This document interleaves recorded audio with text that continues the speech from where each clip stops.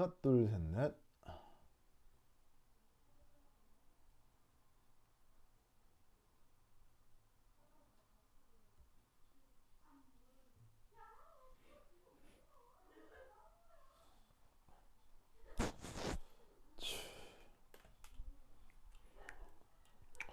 아유, 아유, 반갑습니다, 여러분들. 소리 잘 들려요? 준우, 승모. 그다음에 또 누구 왔어? 종서크. 잘 들려요? 오케이, 가자.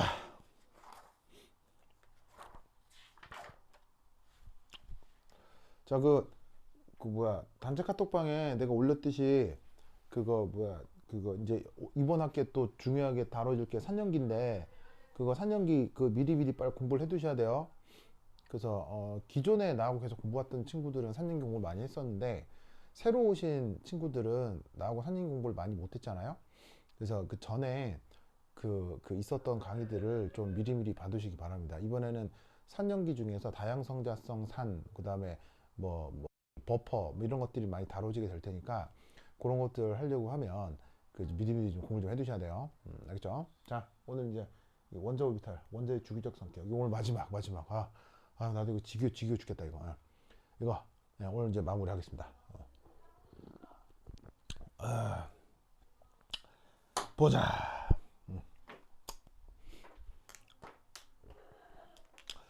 자, 우선 첫 번째 아이오니제이션 에너지라고 하고요. 우리말 번역은 바로 리온화 에너지 뭐 이렇게 이제 번역을 합니다. 근데 이제 우리말로 쓸 때도 영어 표현으로 도 표현이 좀 길잖아요. 그래서 얘를 줄여서 I, E 이렇게 많이 쓴다는 거 꼭 기억해 두시기 바랍니다. 자, 이다. 첫 번째 1.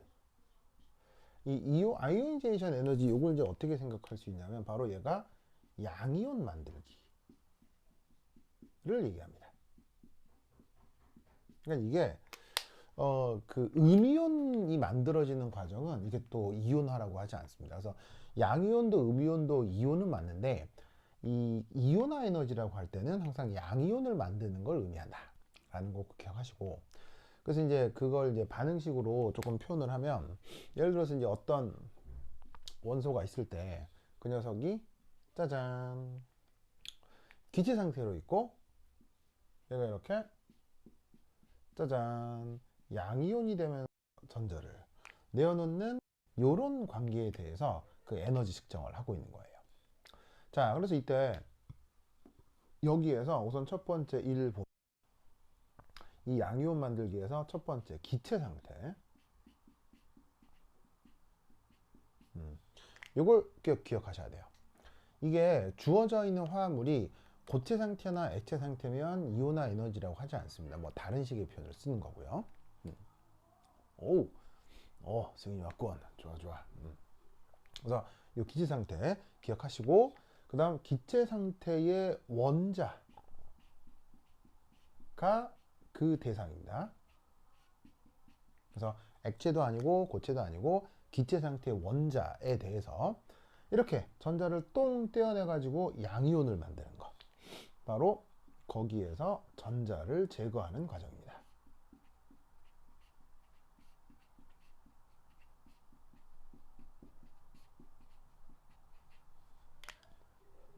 그리고 진짜 이 전자를 제거하는 과정은 3. 이런 게 이제 중요한데,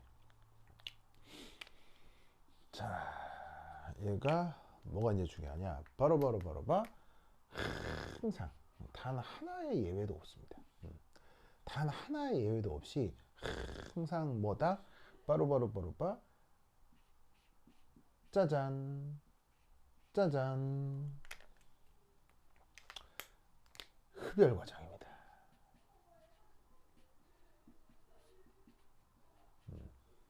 단 하나의 예외도 없이 항상 흡열 과정입니다. 절대 뭐가 나오지 않는다? 발열 과정이 나오지 않습니다. 이겠죠? 이 논리를 꼭 기억해 두시기 바랍니다. 오케이, 됐다. 그래서 예를 들면 이렇게 되는 거예요. 무슨 이제 항상 흡열 과정이고, 그래서 이때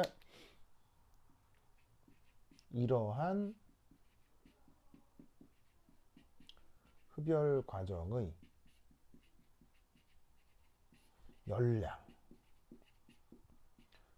뭐라고 부른다? 여기서처럼 IE라고 하는 것입니다. 아시겠죠?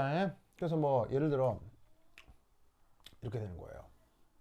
짜잔 해가지고, 자 그럼 원자 중에 가장 강한 원자 누굽니까? 뭐 슈쇼 원자가 되겠죠. 그래서 그 슈쇼 원자가 기체 상태에서 짜잔 이렇게 이제 플러스 양이온이 될 거 아니에요? 그럼 전자가 떨어져 나오겠지. 그럼 이때의 엔탈피 변화, 이게 대략 어떻게 되냐면 어쨌거나 1312kJ/mol 이 정도의, 자 보시다시피 이 앞에 부호가 이제 플러스죠. 플러스, 무조건 플러스예요. 무조건 흡열이거든. 이 흡열과 관련된 이 에너지, 이것을 뭐라고 부른다? 아이오니제이션 에너지라고 한다. 다다. 이 이온화 에너지에서는 뭐가 중요하다? 바로 경향성. 이게 중요합니다. 이게 완전 중요해. 자, 이 경향성, 이게 어떻게 되느냐? 첫 번째는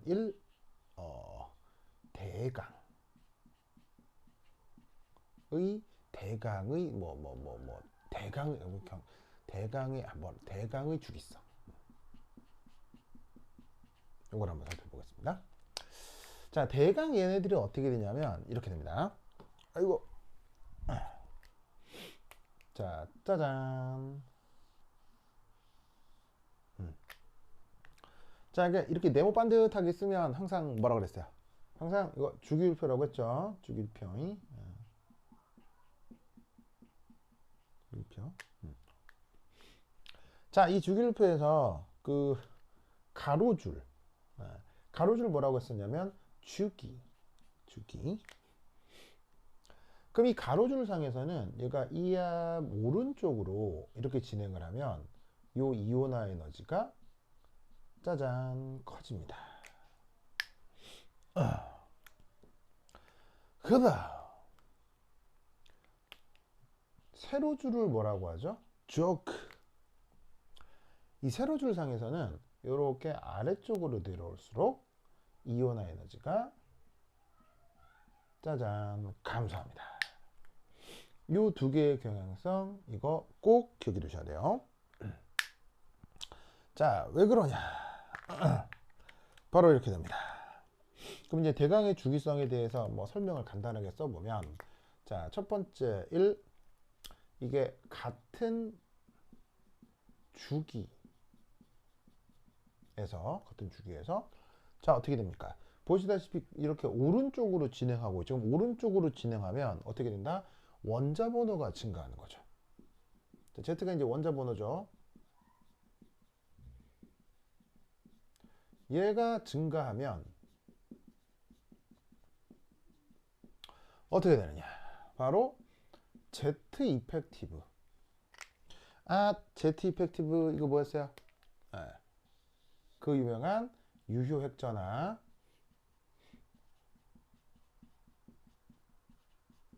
여러분 유효 핵전화 기억나요? 자, 유효 핵전화 관련해서 그 유효 핵전화를 근사적으로 계산하는 방법이 있었다고 했는데 그게 뭐예요? 유효 핵전화 근사적으로 그 찾아내는 방법이 바로 슬레이터 룰이었죠? 슬레이트 룰을 활용하면 유액자나 근사적으로 계산할 수 있었는데, 그거 기억하고 있죠? 완전 중요해. 완전 꼭 기억해야 돼. 까먹으면 안 돼. 자, 여기서 그렇지. 좋아. 동현이, 승윤이, 슬레이트. 좋아요. 여러분, 동현이 좋아. 완전 좋아. 자, 그럼 여기서 이 원자 번호가 증가하면 유액전화가 어떻게 되겠어요? 얘네가 같이 커지는 거죠. 그러면 어떻게 된다? 핵과 최외곽 전자 간 인력 어떻게 됐습니까? 인력. 그것이 커지겠죠. 그러면 그 인력이 커지면 전자 제거가 쉽겠습니까? 전자 제거가 어렵겠습니까? 전자 제거가 어려워진다. 이런 말입니다. 그래서 가장 기본적인 성격은 저런 식으로 주기율표상 같은 주기에서 오른쪽으로 진행할수록 오른쪽으로 진행한다는 게 원자 번호가 커진다는 얘기입니다. 그럼 원자 번호가 커지면 어떻게 된다? 전자를 제거하기가 어려워진다. 왜? 유액전하와 인력이 커지기 때문입니다. 그래서 원자 번호 증가하면 전자 제거 어렵다. 어디서? 같은 주기에서. 이게 이 원자의 주기적 성격 같은 경우는요. 사실은 너무 많이 알려져 있고 너무 유명해서 사실은 이유를 논술해라 그걸 거의 안 나옵니다. 예, 그게 수능에서는 당연하거니와 여러분 학교 같은 과학고나 영재고의 내신에서도요, 내신 기출에서도 저 이유 설명해라 거의 안 나옵니다. 그럼 뭐가 나오느냐? 그냥 저거를 외우고 있느냐가 나옵니다. 그래서 기본적인 경향성이 어떻게 된다? 같은 주기에서 원자 번호가 증가할수록 이온화의 제거가 커진다는 이 사실, 이걸 꼭 외워 놓으셔야 됩니다. 자, 그 다음 두 번째. 자, 두 번째는 바로 이 조크에서죠. 자, 얘는 어떻게 되냐면 같은 족에서는 어떻게 되느냐? 바로 저 원자 번호 그냥 Z라고 합시다. 간단하게. 아이고. 원자 번호 같은 족에서는 저 Z가 커질수록 바로 이제 요 아래쪽으로 내려올수록이죠. 그럼 어떻게 되냐면 많아질수록 전자 껍질이 많아지겠죠. 그리고 핵과 전자 간 거리가 가까워질까요? 멀어질까요? 그러니까 여기서의 전자는 당연히 최외곽 전자겠죠. 최외곽 전자라고 바꿔 씁시다.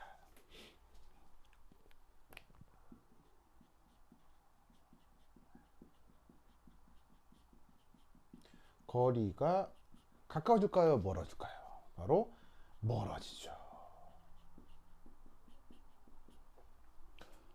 그래서 인력이 작아지겠죠. 그러면 인력이 작아지니까 전자 제거 시에 더 적은 에너지가 필요하다는 얘기예요.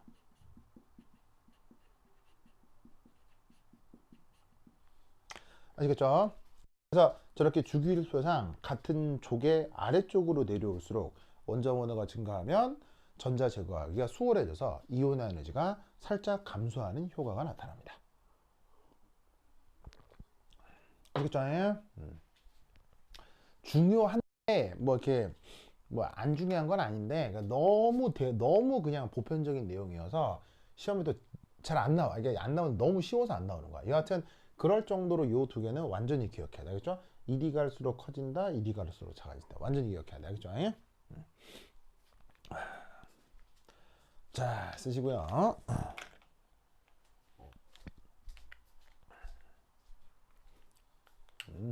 좋아. 자, 됐죠? 자, 그럼 그 다음 뭐냐? 이 경향성이 사실은 이렇게 됩니다. 자, 여기 줄게요. 여기 줄게요.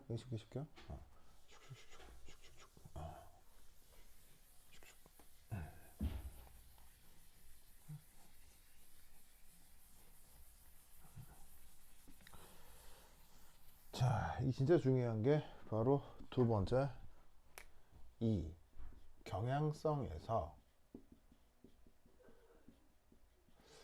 이게 두 번째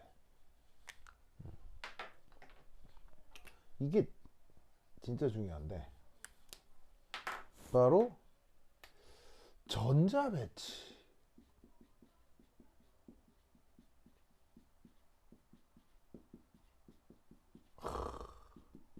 이 진짜 중요합니다. 시험에는 이게 억수로 복수로 많이 나옵니다. 자, 관련해서 내가 그림을 하나 그릴 텐데 어떤 그림을 하나 그릴 거냐면요. 저기 교재에 보시면 그 130페이지 그림 25 있죠. 130페이지 그림 25. 거기 이제 그림 25 원자 번호에 따른 1차 이온화 에너지는 뭐 이렇게 있을 거예요. 그 그림 25를 내가 그릴 건데 뭐 귀찮으시면 여기다가 바로 그냥 써셔도 되고요. 아니면은 이제 따라 그리시는 게 좀 편할 거예요. 그걸 그릴 건데 자 한번 봅시다. 그러니까 다 그릴 건 아니고요. 거기서 내가 필요한 부분만 따서 그릴 거예요.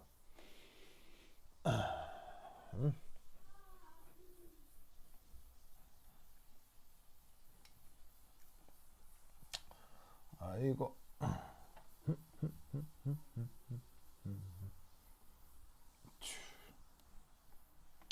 됐어.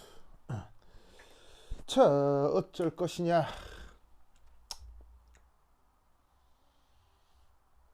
자 Y축이 이온화 에너지. 아이고 그 다음 자 얘가 족. 자 그래서 이제 1족 2족 13족 14족 15족 16족 17족 18족. 자 그럼 우선 여기서 2족에서 13족으로 갑자기 넘어가 버렸기 때문에 여기서 누구는 잠깐 고려하지 않겠다는 얘기냐면 전이금속은 당장은 고려하지 않겠습니다. 전이금속의 이온화 경향성은 굉장히 독특하거든요. 그래서 이제 그거는 좀 지금 당장 모르셔도 되고요. 그냥 전이금속은 지금 당장 생각하지 않고 1족, 12족, 13족 해서 이 뭐냐면은 그 주로 전형 원소에 대해서만 얘기하도록 하겠습니다.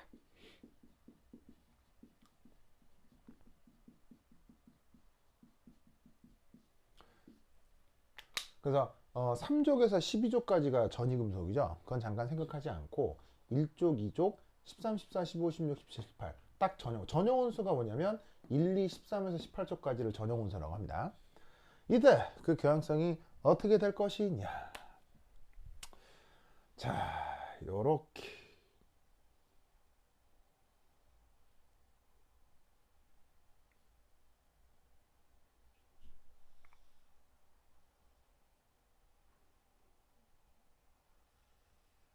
이렇게 됩니다. 그리고 내려볼까?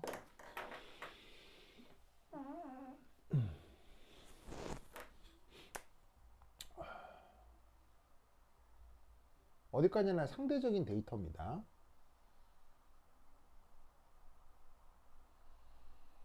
이렇게 됩니다. 자, 각각이 누구냐? 원소를 써볼게요. 자, 요거는 슈쇼. 슈쇼란다. 슈쇼가 아니고.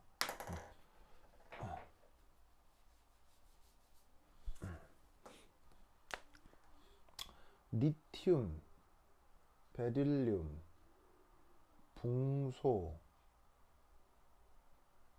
탄소, 질소, 산소, 플로라이드, 니온.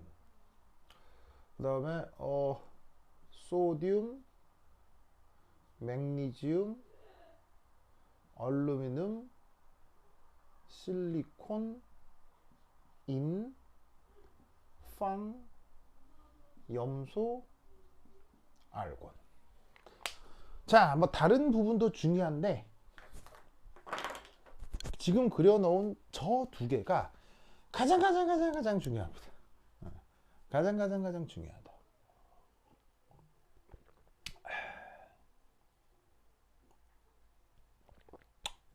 냠냠.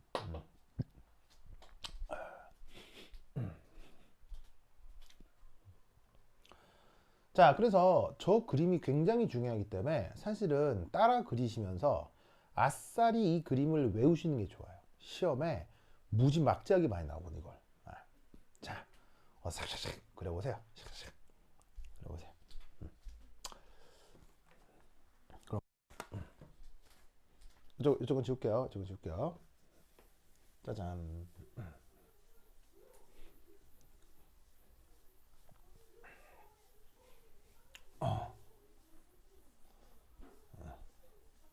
좋아.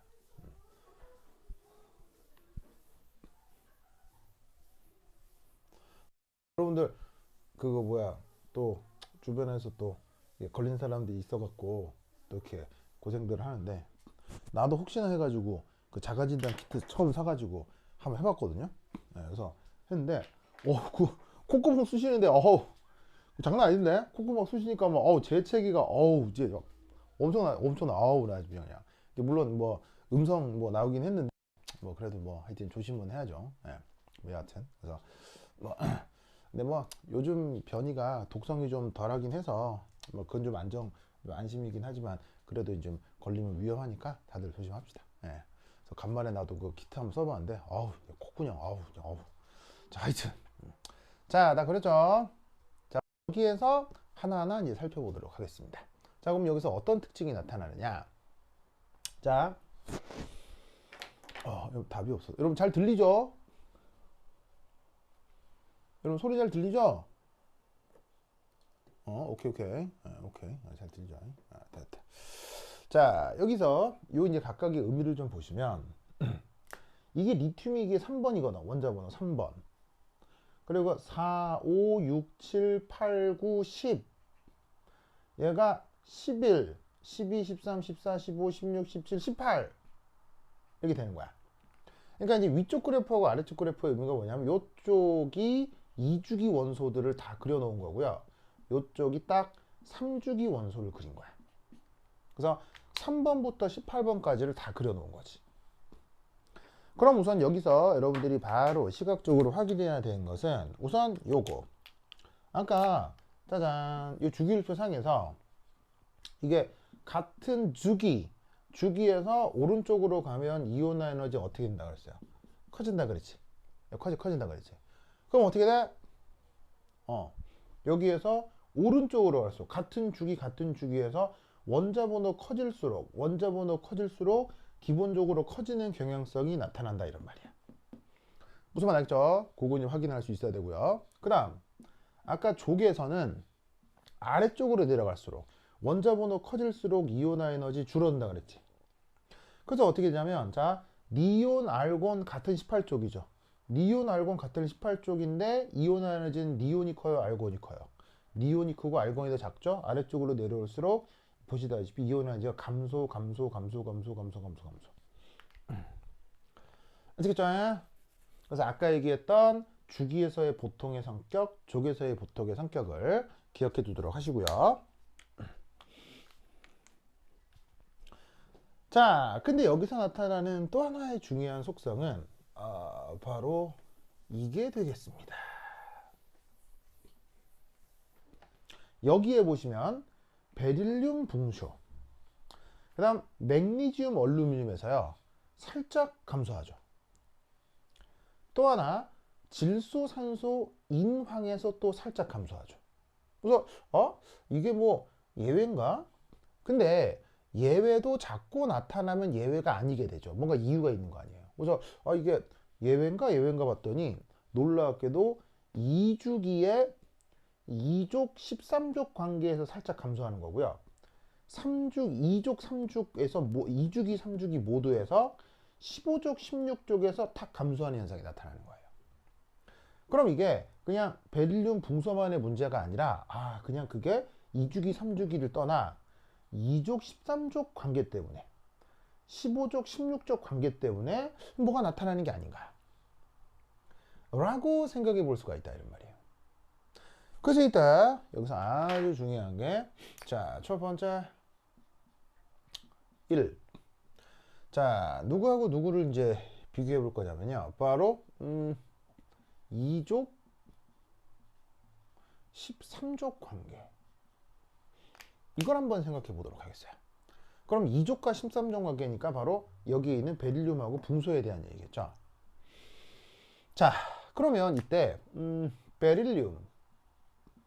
이 베릴륨이 원자 번호가 이제 4번 있긴 해. 이 녀석의 최각 전자 배치는 어떻게 되겠어요? 리튬이 보시다시피 ES1이죠. ES1이니까 베릴륨은 ES2가 될 거고요. 그럼 이게 만약 여기에서 베릴륨이 1가 플러스 양이온이 돼서 전자가 떨어져 나온다. 그럼 이때 어떤 전자가 떨어져 나오는 거겠어요? 바로 여기에 있는 요 전자. 저 전자가 뽕 하고 떨어져 나오는 걸 얘기하겠죠. 그래서 여기에 있는 이 전자는 지금 요거가 된다. 이런 말이지. 아시겠죠? 자, 그런데 베릴륨이 아니라 요 뿡쇼 생각해 봅시다. 자, 그럼 여기 있는 뿡쇼는 원자 번호 몇 번이에요? 5번이지. 그럼 요 뿡쇼의 최각 전자 배치는 어떻게 되냐면, 자, 2s 오비탈에 2개 한 다음에 4에서 5번이니까 전자 하나만 더 늘어나면 되잖아. 그러면 하나, 둘, 셋 이렇게 있는 게 바로 3개의 2p 오비탈. s 오비탈은 한 가지지만 2p 오비탈은 3가지잖아. 거기에 전자가 하나가 더 있는 거. 이게 뿡쇼의 전자 배치지. 그럼 이때 여기에서 얘가 뿡쇼가 1 플러스가 된다. 그럼 전자가 튀어나오겠지? 그럼 이때 어떤 전자가 튀어나온다? 바로 요 전자. 이게 튀어나오는 거야. 그래서 그 전자 배치가 여기서 어떻게 바뀌냐면 붕소 플러스에서는 2s 오비탈에 전자 2개 있고 2p 오비탈에 전자가 베이컨트, 채워지지 않은 저런 전자 배치로 바뀐다. 이런 말이지. 그래서 그 2족 원소인 베릴륨과 13족 원소인 붕소에서 이온화가 된다고 할 때 전자 배치에서 자 보시다시피 시각적으로도 뭔가 약간 차이가 나는 거죠. 베릴륨에서는 ES 전자가 제거가 되는 건데 붕소에서는 어떻게 된다? EP 전자가 제거가 되는 거예요. 그럼 이때 여기서 어떤 설명을 할 수가 있냐면 이런 설명을 할 수가 있지. 자, 아시다시피 s 오비탈은 뭐가 있죠? 그 유명한 침투 효과가 있다고 했죠.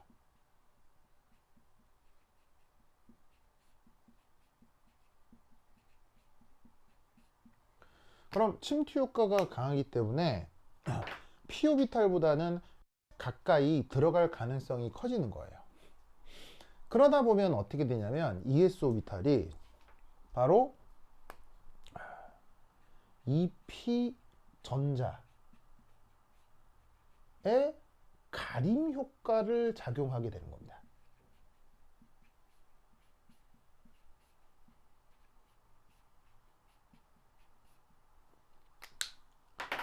그러니까 ES 오비탈 전자가 핵 가까이 들어가는 침투 효과 때문에 그 다음에 있는 p 오비탈의 전자에 대한 가림 효과가 강하게 나타날 수 있다고 보는 거예요. 그래서 어떻게 되냐면 이 ES 전자 덕에 EP 전자에 가림 효과가 나타나서 이 EP 전자는 이 가림 효과 덕에 유효 핵전하가 줄어든다. 이렇게 생각을 하는 거예요.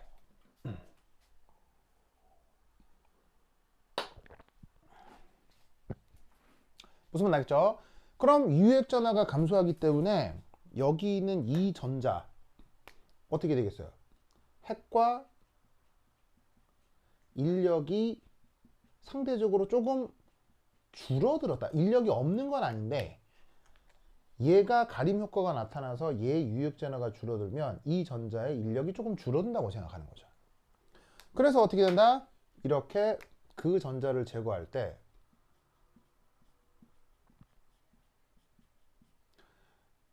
필요 에너지가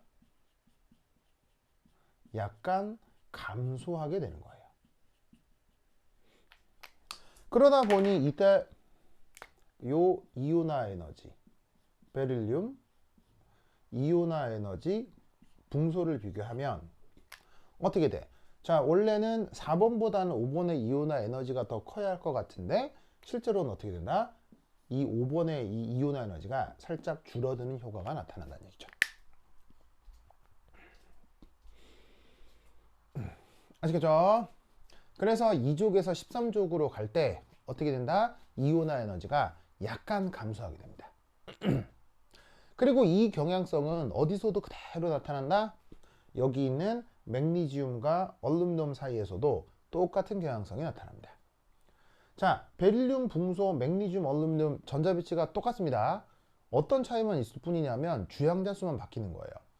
이 자리가 맥니지움이고 얼루미늄이면 2를 3으로 바꿔주시면 돼요. 그러니까 3s, 3s, 3p면 전자배치며 설명이 완벽하게 똑같아집니다.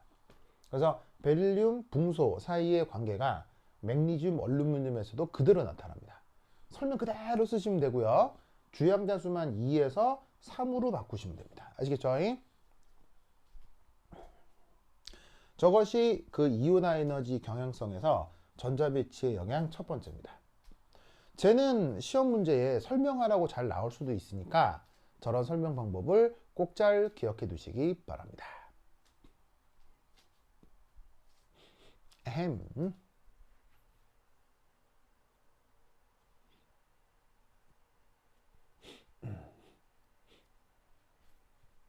자, 쉬었어요. 썼죠? 자, 칠판 지운다. 칠판 지울게요.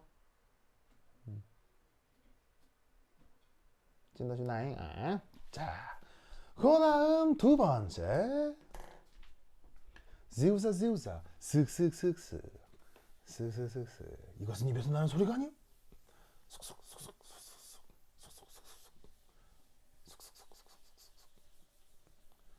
냠냠. 오.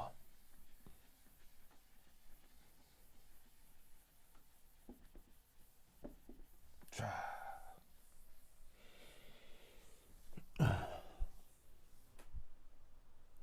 두 번째 예시. 어디냐? 바로 요키. 몇 쪽? 15쪽, 16쪽. 자, 바로 3, 4, 5, 6, 7. 7번의 질소에 대한 얘기를 한번 해보도록 하겠습니다. 자, 여러분, 질소의 전자배치 이거 한번 써보면 어떻게 될 거냐면요. 1s2, 2s2, 2p3 이렇게 되겠죠. 그 다음 비교하려고 하는 산소는 1s2, 2s2, 2p4 이렇게 되는 거죠. 맞죠? 그럼 여러분 둘의 차이를 설명하려고 하는 거 아니에요? 그러면 둘의 차이를 설명하려고 하면 같은 부분은 언급할 필요 있어 없어요? 같은 부분은 언급할 필요가 없죠. 그러니까 질소하고 산소에 대한 얘기를 할 때는 다른 부분만 얘기하면 될 거라고. 지금 어디가 달라요? 1s2, 2s2, 2p3 어디만 여기만 다르단 말이에요. 여기만. 그러니까 이것에 대해서도 누구 2p 오비탈 전자 배치가 어떻게 되는지만 살펴볼 거다 이런 말이죠. 그래서 질소의 경우는 전자 배치가 2p3이고 산소는 2p4잖아. 요것에 대한 얘기만 할 거라고요. 요건 똑같으니까 됐고요. 아시겠죠? 자, 그리하여 그 전자 배치를 질소의 경우 이렇게 한번 표현을 해봅시다. 어디 갔어? 여기 있네. 자, 방금 말씀드렸다시피 짠 이렇게 2p 오비탈에 전자가 3개가 들어있는 거죠. 그 3개의 전자를 여기다가 어떻게 배치할까요? 바로 열에 오! 요런 전자 배치를 뭐라고 했죠? 바로 전자가 쌍으로 나타나는 것보다는 홀 전자. 그 다음에 홀전자가 될 때 스핀의 방향이 그렇게. 이런 것을 무슨 룰이라고 했잖아요. 바로 그 유명한 훈트 룰이라고 했었죠. 그래서 훈트 룰에 입각해서 질소에 p-오비탈 3개의 전자를 배치시켜 보았습니다. 자, 근데 어쨌거나 여기서 전자 하나를 띄워가지고 1 플러스 양이온으로 맹글 거예요. 그럼 뭐 어쨌거나 여기에 있는 이 전자는 뭐 어디 있는 것일 수밖에 없어요. 뭐 여기는 뭐 어떤 누군가일 수밖에 없죠, 그렇죠? 자, 그래서 제가 뽀롱 하고 떨어져 나오면 이때 전자 배치가 어잇 해갖고는 요 2p-오비탈의 전자가 짜잔 이렇게 2개만 들어있는 상태로다가 질소가 그 양이온 전자 배치가 나타날 거라고. 아이 좋아. 좋아. 오, 여러분 좋아요. 그렇지. 훈투룰인데 승인 헌드래서 헌드. 헌드 좋아요. 헌드레드 좋아. 혜정이도 좋아. 천재소년도 좋아. 자, 그럼 이따 질소가 이러하면 자, 8번의 샨쇼. 자, 샨쇼는 여기서 전자가 하나만 더 늘어나면 되는 거 아니겠어요? 자, 그럼 이때 이 전자 배치를 어떻게 이거 좀 밑에다 그려야 되겠다. 지워. 자, 여기다 짜잔. 아이 삐뚤삐뚤하냐 이렇게. 자, 2p 됐고 이때 여기서 전자 배치가 하나, 둘, 셋 한 다음에 하나 더 넣으면 되는 거 아니에요? 그럼 이때는 어쩔 수 없이 뭐 선택에 좀 하나 더 넣어야 되니까 어쩔 수 없이 뭐 이렇게 짜잔 이렇게 넣는 수밖에 없지 뭐. 됐죠? 그럼 이때 여기서 또 마찬가지로 산소를 1 플러스로 양이온으로 맹근다. 전자를 띄어낸다. 그럼 이때 이 전자 배치는 오토크롬 바뀌겠어요. 짠. 이렇게 되겠죠.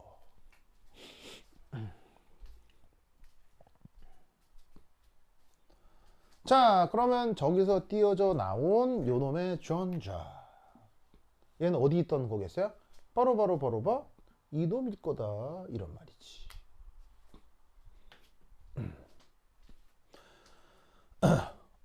그럼 여기서 우리는 이 떨어져 나올 이 전자가 보이다시피 이 상태에서 전자 쌍을 이루고 있죠. 그러면 역시나 훈투룰의 관점에서 어떤 생각을 할 수 있냐면 전자 쌍 내 청력이 있겠구나.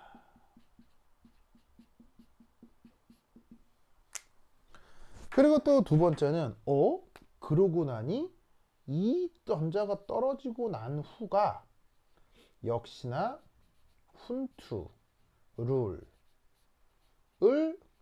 잘 만족하는 전자 배치가 되는 거죠.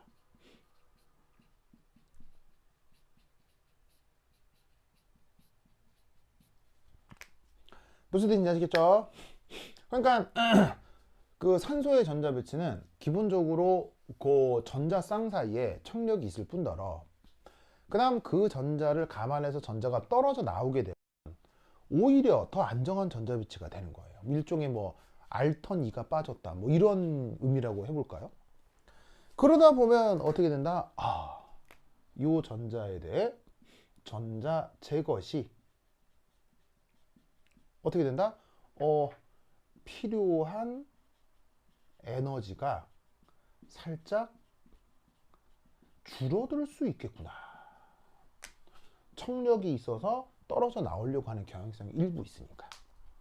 그래서 어떻게 된다? 요 이온화 에너지 바로 7번의 질소, 그 다음 이온화 에너지 8번의 산소를 비교하면 원래 경향성은 원자 분도가 커지는 이쪽이 더 커질 것 같으나 실제로는 산소가 살짝 감소한다.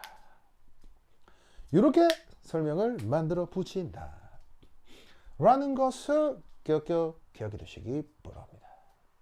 아시겠죠? 이거 완전 중요하다. 오케이, 됐다. 좋아요. 아시겠죠? 아시겠죠? 이거 완전 중요하다.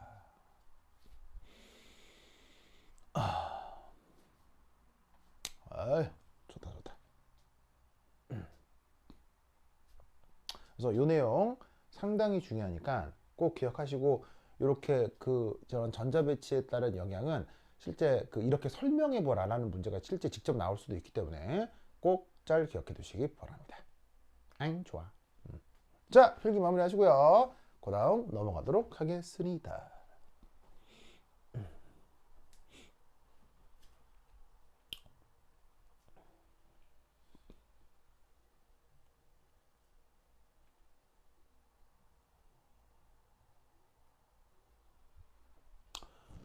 됐다.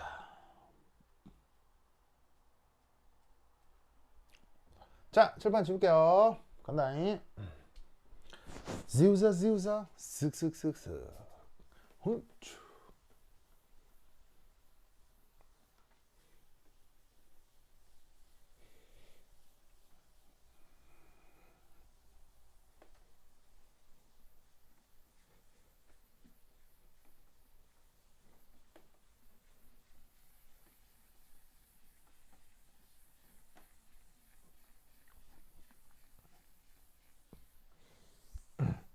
자, 그림 지우기 전에 하여튼 이거 완전 중요해요.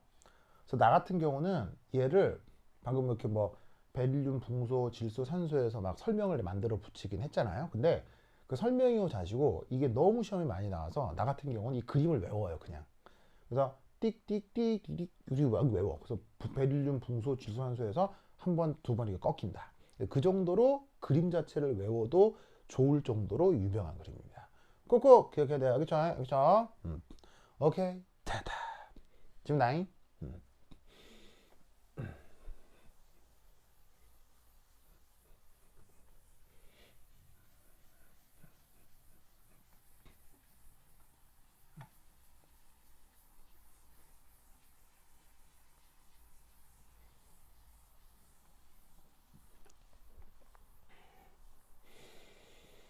아이고. 으쌰. 으쌰. 자, 그 다음 뭘 해볼까나. 세 번째.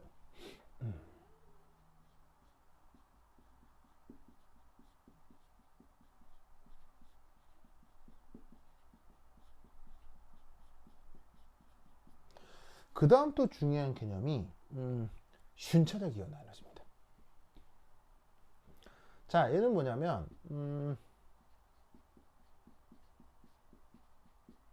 원자로부터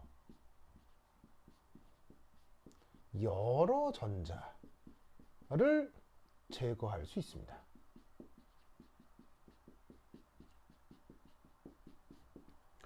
왜냐면 수소만 전자가 하나잖아요. 나머지 것들은 전자가 여러 개가 있으니까 그 여러 개의 전자를 하나만 떼어내는 게 아니라 자꾸 떼어낼 수 있다는 얘기죠.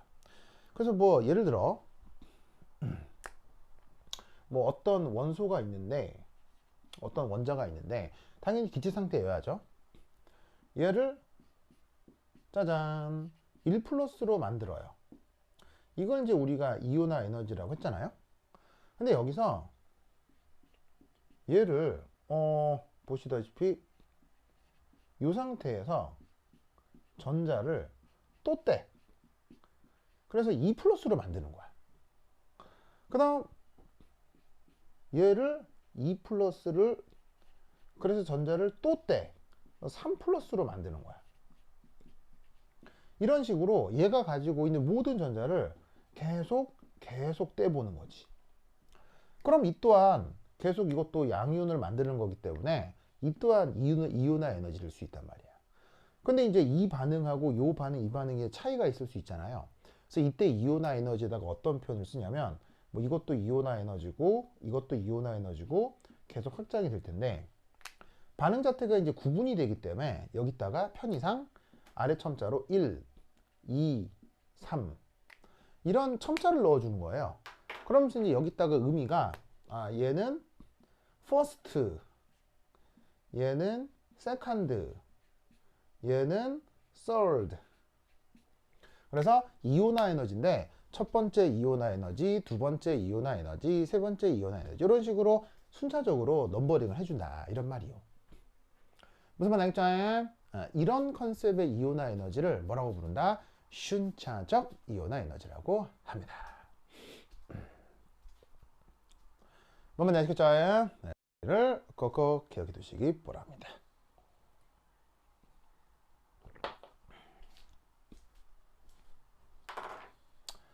자, 그러면 이 순차적 이온화 에너지에서 이제 또 중요한 게 뭐냐?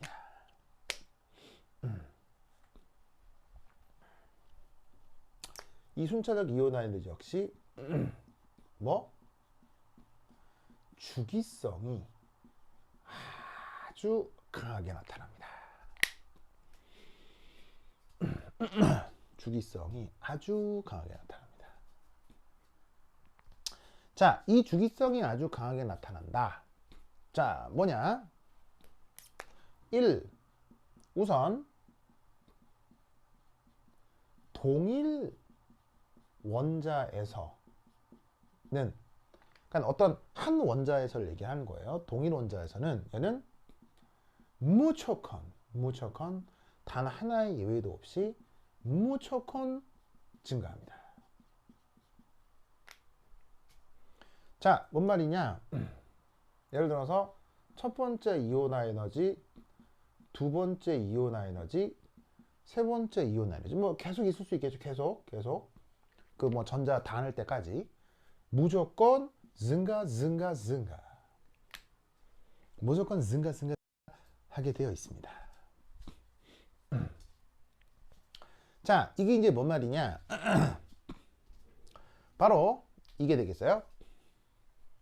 이유는 바로 이거겠네요. 전자를 제거할수록, 그러니까 이런 식으로 전자가 떨어져 나올수록 어떻게 되겠어요? 그 내부 원자 내에 전자 개수는 많아져요, 줄어들어요?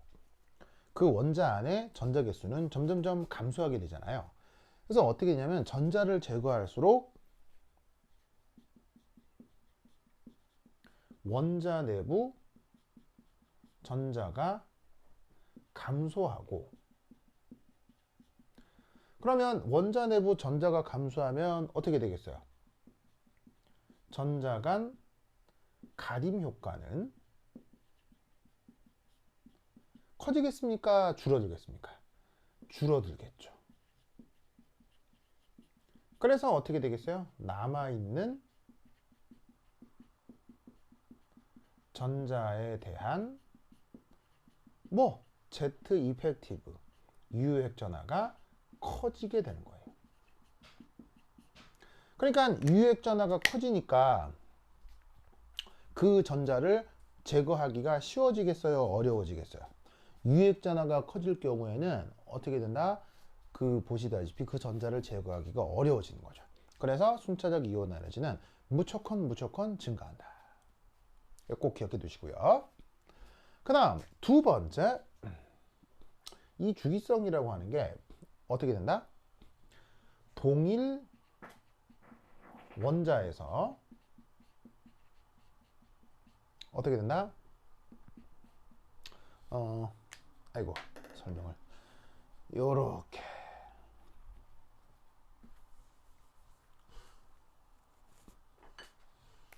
내부 전자 구조, 이것이 이 순차적 이온화 에너지에 반영되어 나타납니다. 그럼 이제 이게 무슨 말이냐? 바로 주양자수가 바뀌는 이온화 과정에서 요 순차적 이온화 에너지가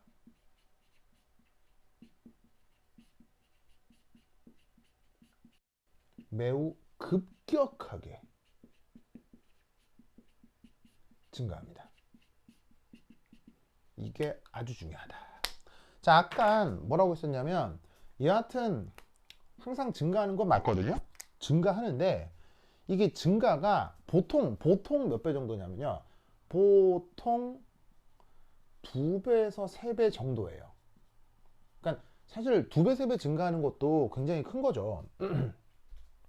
그런데 어떤 순간 이게 10배 이상 커지는 경우가 있거든요. 그게 바로 전자배치 때문이에요. 10배 이상 갑자기 확 커져요.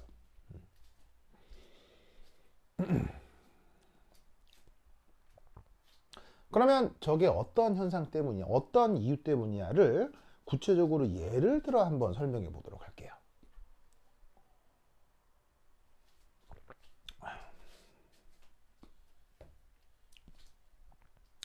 자, 그러면 자, 저까지 적었어요?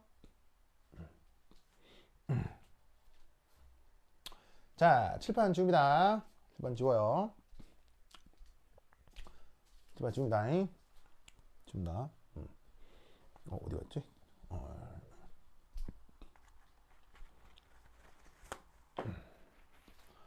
자, 지울게요. 지울게요. 이야.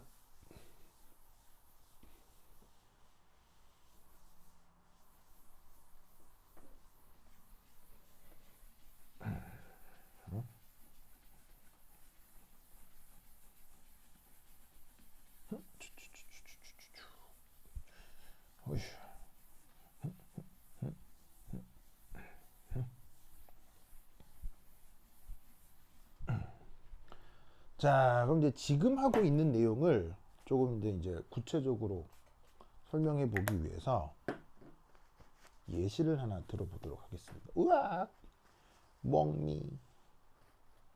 이 화이트보드가 이게 닦기가 좀 애매해.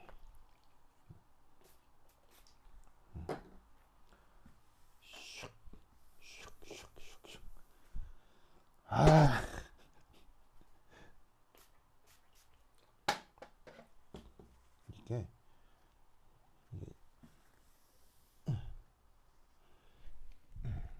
완전히 깨끗해지긴 하는데 오히려 이걸 이거 진짜 이업 이제 됐다.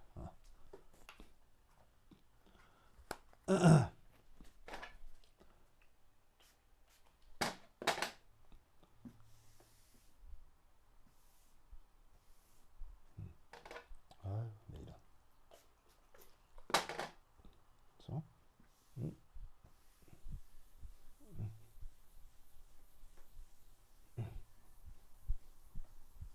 그래서 된 것 같아.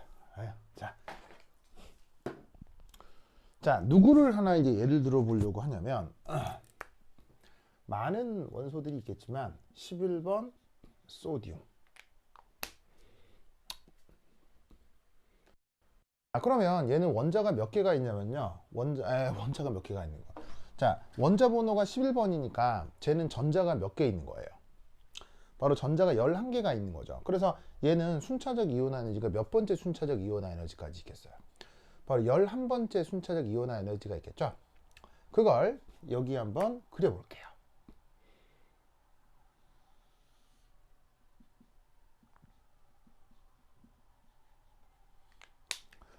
자, 여기서 그 N이라고 한 거는 N번째 이온화 에너지란 뜻이다. 이렇게 생각을 합시다. 자, 그러면 보시다시피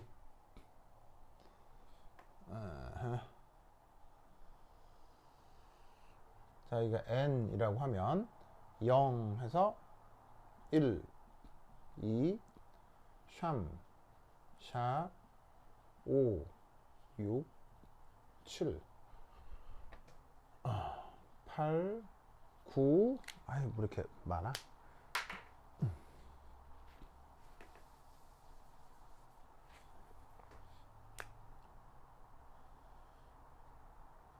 10, 11. 그래서 요게 N이라고 합시다. 그래서 첫 번째, 그러니까 N번째를 N이라고 하고 첫 번째부터 11번째까지를 이렇게 한번 표현해 보았습니다. 근데 이때 이 순차적 이온화 에너지가 기본적으로 작은 값이라 그랬어요, 큰 값이라 그랬어요? 뎁 큰 값이라고 했죠. 그래서 그 데이터를 도시하기가 좀 그래서 보통은 이런 거 할 때 데이터를 보통 로그를 취해서 값을 조금 이제 다운시켜서 표현합니다. 너무 값이 크기 때문에 로그를 취해도 굉장히 값이 커져요. 여하튼 그래서 그 결과가 이제 어떻게 나타나느냐, 이렇게 나타납니다. 첫 번째, 짜잔. 두 번째,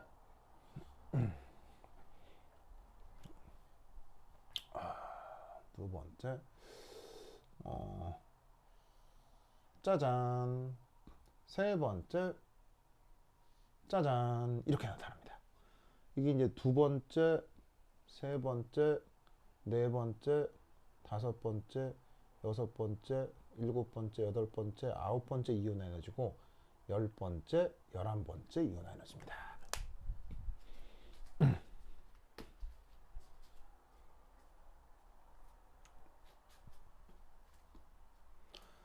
자, 저거. 그러면 우선 여기서 하나 생각을 해볼 건, 그때 이제 데이터가 잠깐 생각을 해보면은 교재에 있는 한 그림, 그 보시다시피 그림 26에 이 그래프가 나오거든요. 그럼 이제 대략 이 단위가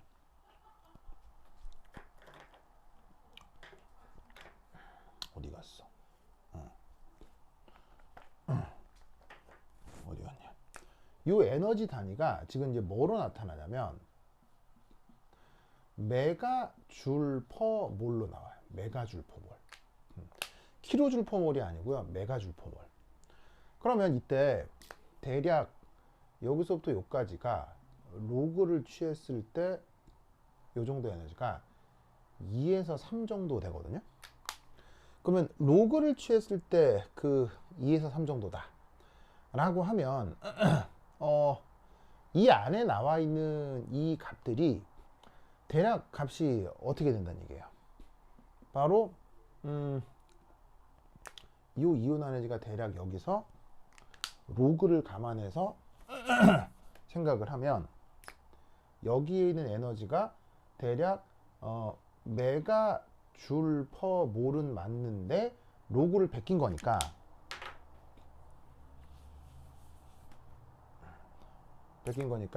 대략 10의 제곱 메가 줄 퍼 몰 정도가 되는 거잖아요.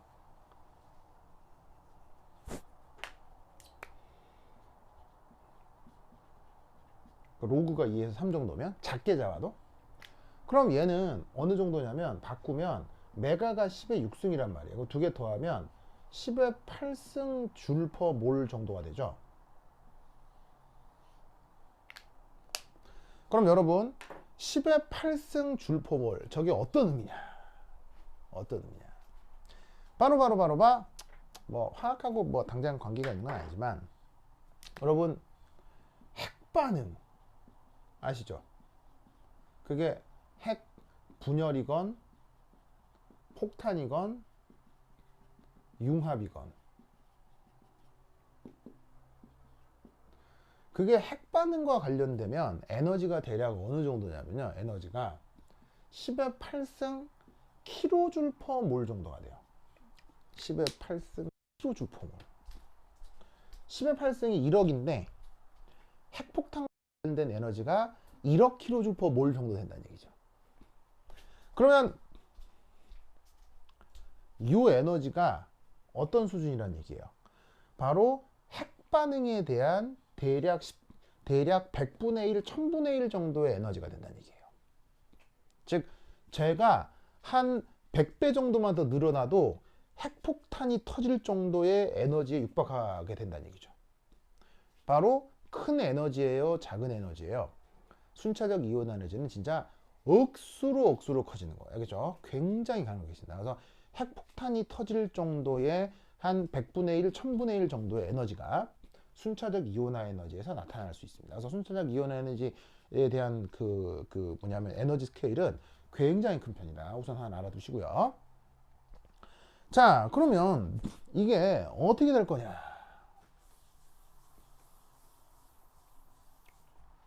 자, 여러분 봅시다. 여기에 있는 나트륨의 저 소듐의 전자 배치를 한번 생각을 해보면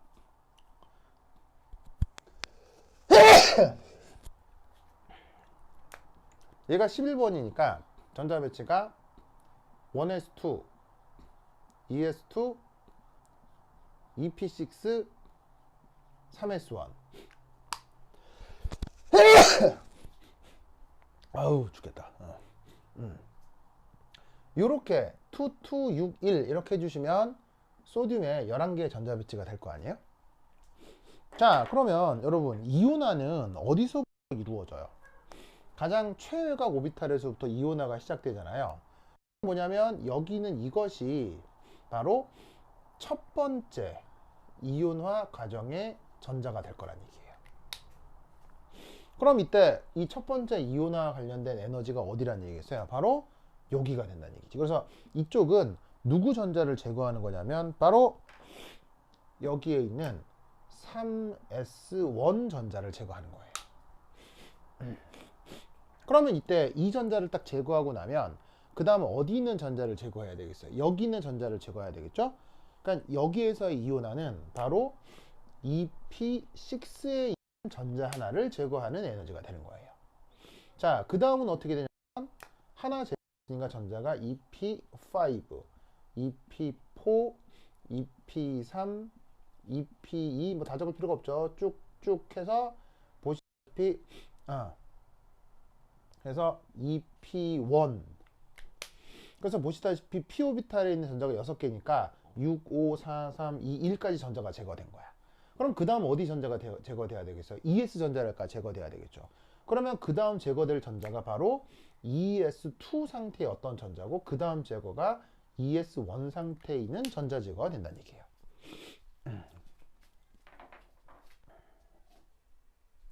됐죠? 그리고 나서 마지막은 어디? 그 안쪽에 있는 1s2에 있는 전자, 마지막으로 1s1에 있는 전자까지 다 제거가 되면 결국 11개의 전자가 싸그리 다 없어져 버린다는 얘기예요. 이게 놀랍게도 바로 어쨌건 전체적으로 증가하는 건 맞지만 그걸 로그를 감안했을 때, 자, 로그는 1이 증가해도 10배가 증가하는 거 아니에요. 그러면 사실은 여기서부터 여기까지가 로그로 치자면 한 1 정도 증가하게 된 거거든요.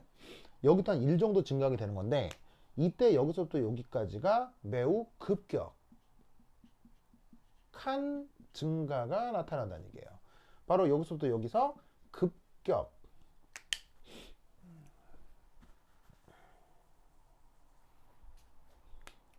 증가가 나타난다는 얘기예요. 이 급격한 증가의 의미를 아시겠죠? 그러면 저 급격한 증가의 의미를 어떻게 해석을 해야 되느냐? 바로 이게 되겠습니다. 급격한 증가 왜겠습니까? 바로 여기서부터 여기가 됐건 여기서부터 여기가 됐건 바로 전자가 제거되는 그 껍질 혹은 주양자수가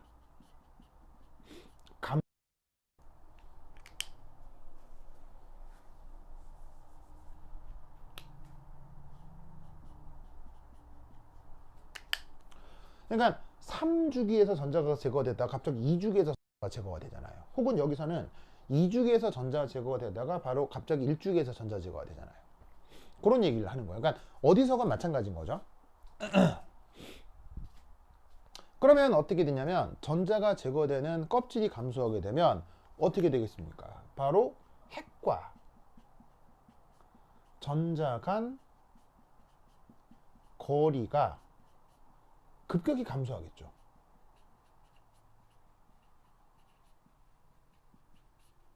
그러면 핵과 전자 간 거리가 급격히 줄어들면 핵과 전자 간 인력 역시 급격히 증가하겠죠.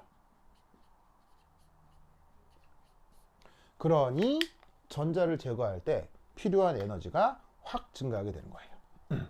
그래서 순차적 이온화 에너지로부터 최외곽 전자 배치를 저렇게 알아낼 수 있다는 얘기죠. 그러니까 결국 얘를 거꾸로 생각을 하면 가장 안쪽에 전자 2개가 있고 그 다음 껍질에 전자가 총 8개가 있고 그리고 마지막 껍질에 전자가 하나가 있다. 그럼 이 마지막 껍질에 있는 전자 하나, 이게 바로 결국 뭐가 된다는 얘기겠어요. 이게 바로 최외곽 전자 배치를 그대로 반영하는 거예요. 그러니까 얘 같은 경우는 최외곽 전자가 하나가 있으니까 전자를 2번째 제거할 때부터도 갑자기 이 순차적 이온화 에너지가 증가하는 걸 알 수 있다, 이런 말인 거죠. 아시겠죠? 그래서 이 순차적 이온화 에너지를 쫙 조사를 하면 전체적으로 어떤 껍질에 전자가 몇 개씩 들어가 있는지를 알 수가 있는 거죠. 그래서 얘는 가장 안쪽 껍질에 전자가 2개, 그 다음 껍질에 전자가 8개, 그리고 마지막 최외곽 껍질에 전자가 하나 있다라는 것을 저 순차적 이온화 에너지 경향성으로부터 확인할 수 있습니다. 그래서 저 순차적 이온화 에너지의 저 경향성은 완전 유명해서 수능 같은 데서도 시험 출제 빈도가 상당히 높습니다. 그러면 제가 문제로 어떻게 나타나는지 한번 살펴보도록 하겠어요. 자, 어서 필기 마무리 하시고요. 지우겠습니다.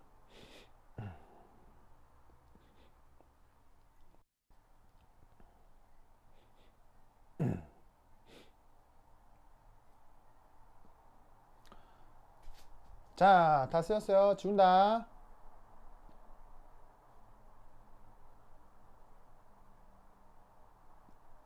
자, 지워도 되겠어요? 오케이. 지우자.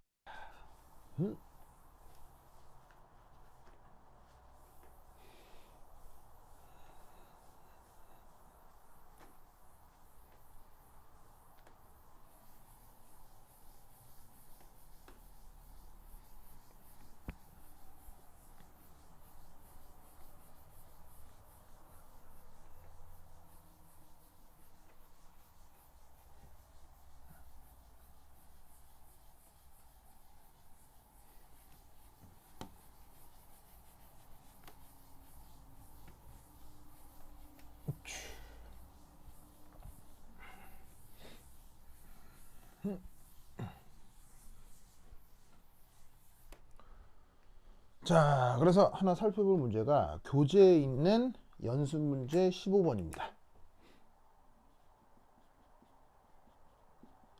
어려운 문제는 아닌데요. 순차적 이온화 에너지와 관련해서 아주 전형적인 문제입니다. 고등화학 경시에 나왔던 문제인데 뭐 학교 내신으로도 충분히 잘 나올 수 있습니다. 자, 우선 문제에 뭐가 나와 있냐면요. 바로 보시다시피 문제 이런 정보가 있습니다. 이온화 에너지는 이온화 에너지인데 첫 번째 탄소의 첫 번째 이온화 에너지가 1086kJ/몰이고 그 다음에 실리콘의 또 첫 번째 이온화 에너지가 786kJ/몰입니다. 이때 어떤 원소 X의 순차적 이온화 에너지가 거기에 제시되어 있는데 이때 첫 번째 이온화 에너지가 1012, 두 번째 이온화 에너지가 1903, 세 번째 이온화 에너지가 2910, 네 번째 이온화 에너지가 4956, 그 다음 다섯 번째 이온화 에너지가 6278, 그리고 마지막 여섯 번째 이온화 에너지가 22,230. 오케이.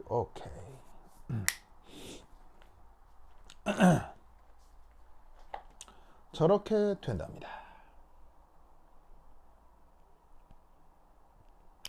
아잉, 좋아. 됐죠? 이제 저 데이터를 보고 니기를 골라라. 니기를 이 x가 누구인지를 알아내라. 뭐 이런 문제가 되겠네요. 자, 그러면 이 그래프에서 그 뭐냐면은 어떤 정보를 해석해야 되냐면 바로 요 순차적 이온화 에너지 정보를 이용해야 됩니다. 자, 어떻게 이용하냐? 우선 순차적 이온화 에너지는 무조건 어떤 경향성이 있다고 했어요. 증가하는 거. 그걸 확인하시고, 그러니까 동일한 원소에 대해서는 무조건 증가하게 돼 있어요. 근데 그때 자 봅시다. 1000이 1900이 된 거 아니에요. 그럼 대략 한 0.9배 정도 증가한 거. 그러니까 한 2배가 아니라 1.9배 정도 증가한 거고요. 1900이 2900인데 이것도 한 1.9배. 이것도 한 1.9배, 1.8배. 이것도 한 1.9배, 1.8배 이렇게 되는 거죠. 그래서 보통 1.9배, 1.8배인데 갑자기 여기에서 6에서 22.3이니까 다른 경향성들과는 다르게 갑자기 여기서 한 3배 이상 뛰죠. 그러니까 전체적인 경향성을 보라는 얘기예요. 여기서부터 여기까지는 대략 1.9배, 1.9배씩 증가했는데 보통 갑자기 여기에서 1.9배도 아니죠. 사실 1.한 6배 정도 되려나? 아니 한 1.5배 정도 되려나? 이런 건데 갑자기 3배 이상 증가죠. 그럼 이 말은 무슨 말이냐면 커지는 건 맞는데 여기서 갑자기 커지는구나. 그러면 순차적 이온화 에너지가 갑자기 커진다는 건 뭘 의미하는 거예요? 전자가 제거되는 그 껍질에 주양자 수가 달라지는 걸 의미하죠. 그러면 이 말은 무슨 말이다? 그 이온화 에너지가 급격하게 증가하기 직전의 요 넘버, 이게 바로 뭐예요? 이게 바로 최외곽 전자 개수가 되는 거죠. 그 최외곽 전자 개수가 5개. 그럼 여러분 최외곽 전자 개수가 5개면 그게 주기율표상 몇 쪽을 얘기하는 겁니까? 바로 이 x라고 하는 게 15족 원소구나 라는 것을 저 순차적 이온화 에너지에서 알아내면 된다는 얘기예요. 그럼 이때 여기서 자, 간단한 주기율표를 한번 써볼게요. 지금 여기 이제 탄소 실리콘이 있으니까 탄소하고 실리콘은 14족 원소죠. 14족 원소에 탄소가 있고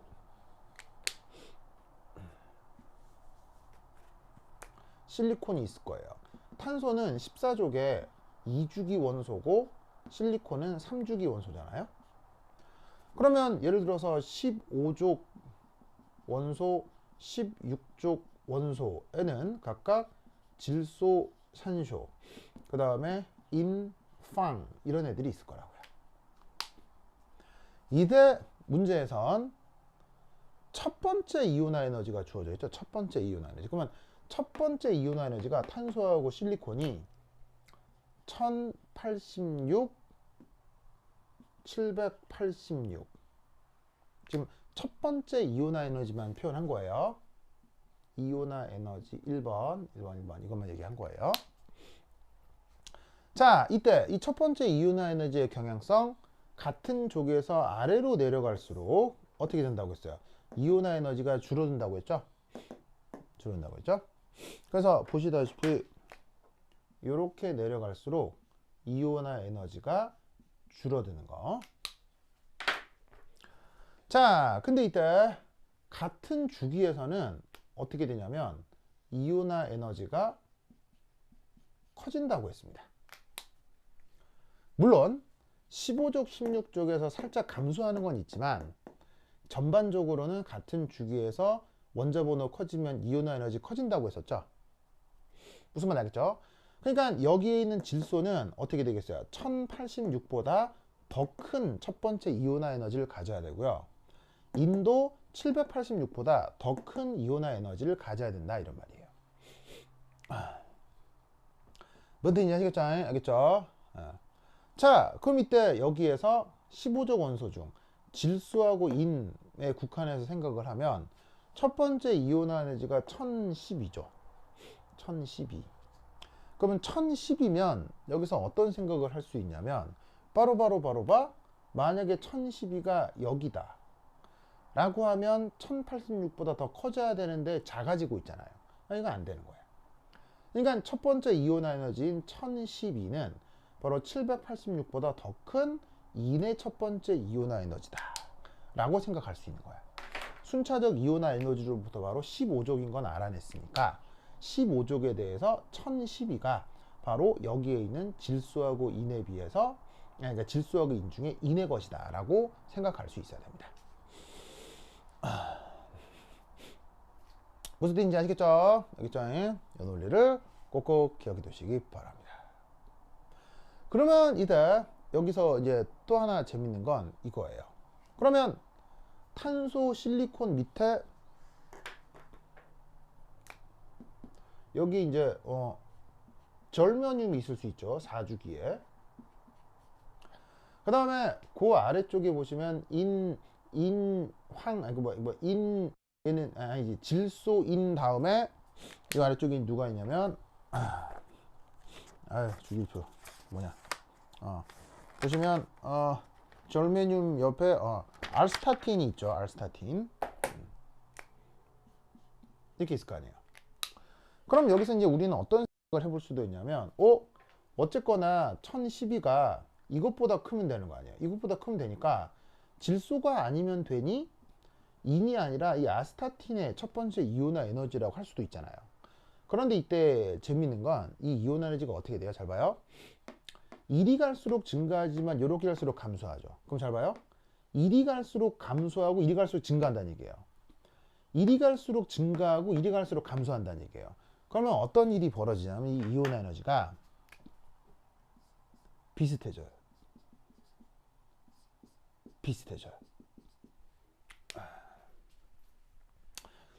뭐 요건 모르셔도 되는데 이런 걸 이제 우리가 뭐라고 부르냐면 다이아고날 프린시플 이라고 해서 바로 대각선 원리라고 합니다. 그래서 대각선상 원소끼리 성격이 비슷하다 라고 하는 실험적 경험입니다. 그러니까 경험적 현상입니다. 그러니까 이게 얘하고 얘를 비교하면 봐봐요. 감소했다가 증가하잖아. 그러니까 비슷해지는 거야. 감소했다가 증가하니까 비슷하잖아. 그러니까 그 원리를 생각하면 이 아스타틴이 대략 700에서 800 언저리라는 얘기예요. 무슨 말 알겠죠? 그러니까 1012가 아스타틴의 그 뭐냐면 이온화 에너지이긴 어려운 거예요. 그렇다면 지금 얘기하는 1012라는 첫 번째 이온화 에너지는 바로 누구? 이 인의 것이다.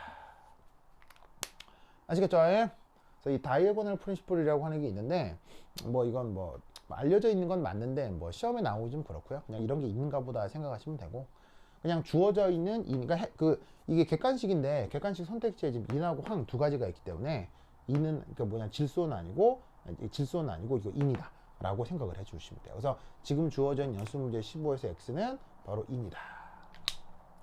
어떻게 판단하는 건지 아시겠죠? 알죠? 요게 아주 문제에서 자주 나올 수 있으니까 이 논리를 격격 기억해 두시기 바랍니다. 오케이, 됐다. 자, 그러면 한 10분 쉬어보도록 하겠습니다. 화장실 갔다 오세요.